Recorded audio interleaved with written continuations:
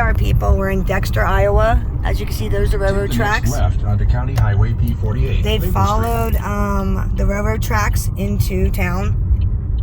I'm guessing they took the first road they could find, which is this one.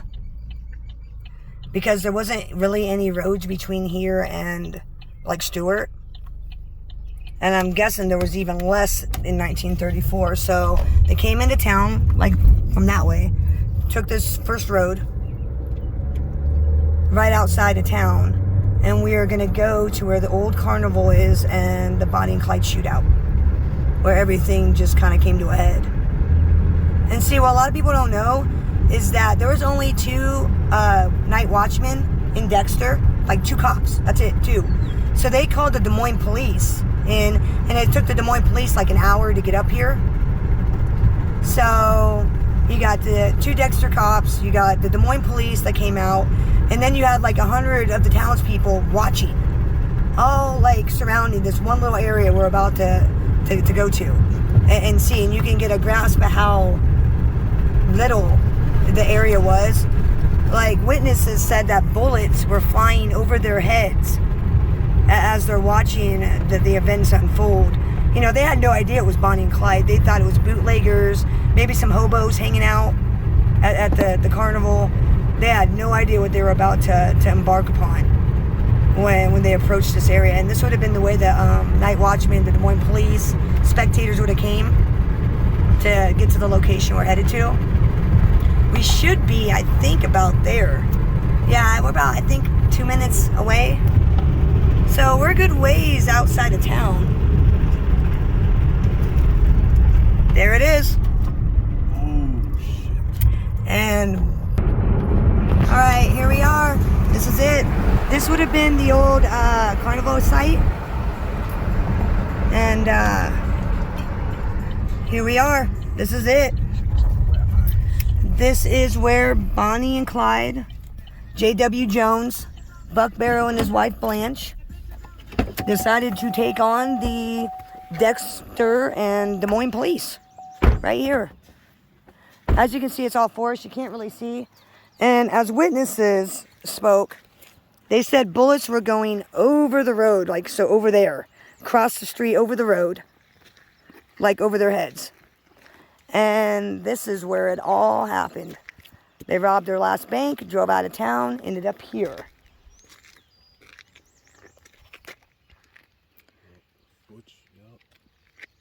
Man, not much, huh? But this is it. I mean, like I said, not much. And see, right down there, that would have been the river that Bonnie and Clyde and J.W. Jones escaped.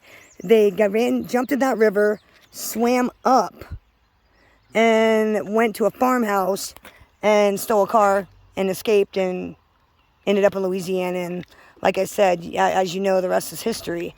They were shot and killed, set up by the police. You know, maybe they should have been. You know, they weren't exactly the greatest of people. I don't kind of condone that kind of behavior, but here you go, a little piece of history. I know, I'm sorry you can't really read the plaque. Yeah. It's dark and it's kind of a crappy day out. So, but this is it. They hid out all, like in this forest area. Bonnie and Clyde and J.W. Jones took off, jumped in that river right there, swam, I believe, that way, and got out along the way, stole a car, you know, and Blanche and Buck were found in there, in the area, wooded area, and I believe they would have been brought up this way to the road, the only, like, road around in this town. So this is it. Welcome to Dexfield Park, the site of the Bonnie and Clyde Barrow Gang robbery and shootout with the Iowa police. And Bonnie did get shot in that shootout. And I think Clyde also was shot as well. Not mortally like Buck or anything, but they took a definite beating here in Iowa. And it was this was the last state they ever robbed. The last bank, the last hurrah, the last everything happened right here. There's not much that happened. Okay, so we're gonna, here's the, like I said, the shootout location. Clyde would take this route into Dexter, into town, and we're gonna take that route right now. We're gonna go to the drugstore that he went to try to buy morphine and medical supplies. And the pharmacist was actually kind of like, yeah, I'm kind of, you know, this ain't cool. And I guess notified, you know, the night watchman, and it kind of like word spread pretty quick, which is typical in Iowa. I mean, word spreads fast in these small little towns. You got no privacy. Everybody knows everything, you know. And then you got a guy coming in asking for morphine, getting gauze and bandages during the height of the bootlegging and bank robbery era. You know, it's going to raise suspicion. I guess maybe he should have sent Blanche in to go buy them. Well, no, her eyes are all messed up. She couldn't have. I don't know. It's kind of a tough situation to be in. I don't really understand how Buck Barrow made it that long. He got shot in the head. His brain was exposed. And forgive me for being graphic, but his brain was exposed. He made it from Missouri all the way to here. I mean, I don't really understand how he survived that long. If his injuries were obviously as grave as they speak about how bad they were. But a little bit of interesting piece of history. Well, as you can see, there's really like nothing out here. And back in 1934, there would have been even less. It would have been like a wide open, no houses probably. I mean, there's really nothing out here. I'm kind of surprised they found that area in the first place to kind of hide to. That's why I think after they robbed the bank in Stewart, they took the first road they could find once they got out of town, which would have been this one that we're on right now, and just kind of got lucky, ended up at the old carnival site, which I suppose would be probably perfect if you want to hide out, but in their case it wasn't very perfect at all because they got found out pretty quick. I don't know what time of day the shootout actually happened, but I do know that people started to gather, I guess, really late that night, that same, like the night before, I'm guessing, because I think the incident happened, I want to say, in the early mornings. But from all reports that I've heard from like survivors and stuff, from when I was younger, the night watchman was alerted around 11 or 12 or something. And then slowly everybody started to gather, and then word spread, and then boom, like a wildfire. I'm actually kind of surprised Bonnie and Clyde and J.W. Jones escaped. With all the people watching, they had 100 spectators, not cops, spectators, standing on the other side of the road where I showed you, watching it all go down. So I'm really surprised anybody escaped. But he managed to escape, which from what I understand is something Clyde Barrow was good at. Getting away from cops, escaping, all that kind of stuff.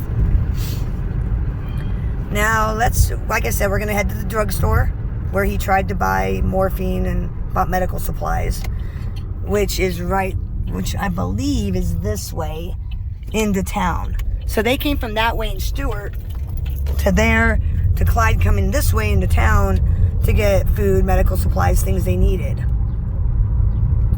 And as you can see, Dexter's really not a big place. It's probably one of the Midwest's most dying towns, you know, that you always hear of.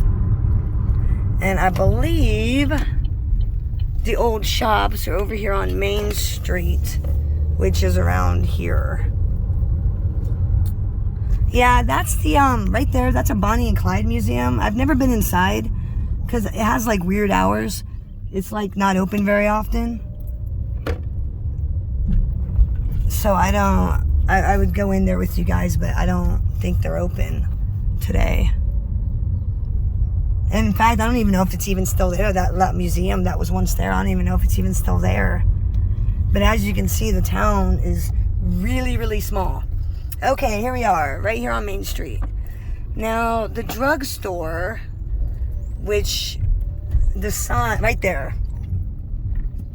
And we're going to turn around so you guys can get a better view. But this would have been the Main Street Dexter back in 1934. As you can see, a lot of these old buildings are still here as they were then. Clyde pulled into town right here. He would have, parked right here. And what he did was he got out, obviously. I know, come on, Bambi, let's not be obvious. But this is the drugstore. As you can see, his sign's still there. He went in, tried to get drugs and supplies. It didn't work out for him too well. And then the pharmacists and people started to alert, that there was some stuff going on and the police needed to go check it out. Because like I said, they thought that Bonnie and Clyde at first were bootleggers. They had a bunch of bootleggers out there. But this is the old drugstore. And then right next door, there is right here. It's now a bar and grill, I guess. But at the time, back in 1954, this was a clothing store. Shoes and suits and clothes. So they bought some clothes in this store, I believe, after getting the supplies at the drugstore, or trying to get supplies. And then he went back out to the campsite. And like I said, rest is history. This is Bambi Palermo on location of Bonnie and Clyde.